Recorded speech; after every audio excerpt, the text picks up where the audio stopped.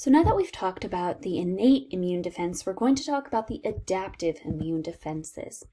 So the adaptive defenses come into play when the innate or the nonspecific defenses have failed to prevent an infection.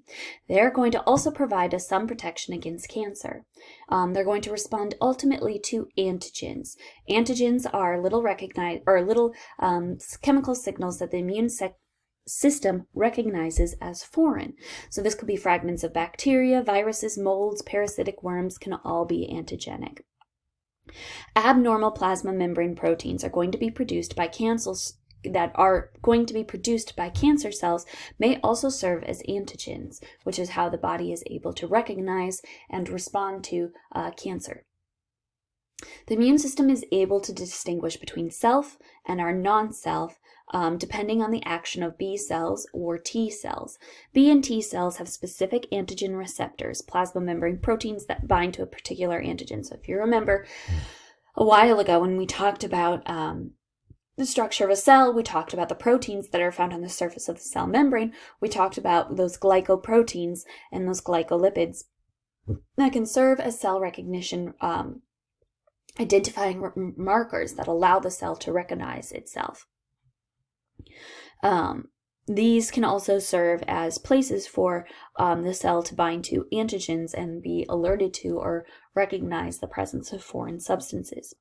Each lymphocyte only has one type of receptor, and so the receptor and the antigen fit together like a lock and key. This is why it's considered the adaptive immune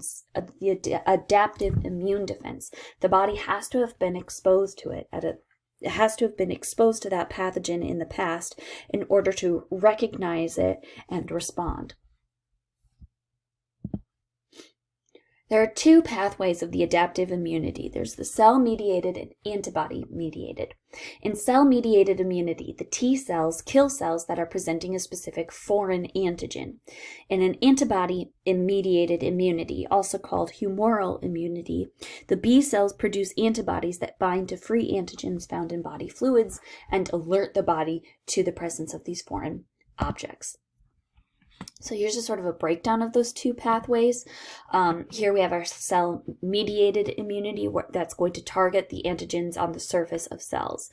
The antibody-mediated immunity is going to target the free antigens that are floating around in the system, and that's going to alert an immune response.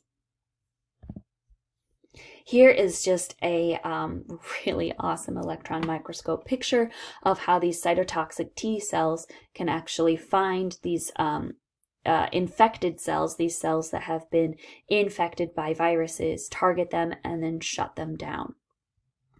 So you should be able to just detail how innate immunity defense differs from adaptive immunity defense, and distinguish between the cells that are involved in targeting an antigen present within the cell versus those in antigen-free within the interstitial fluid. So spend a little bit of time going over the differences between those B and T cells.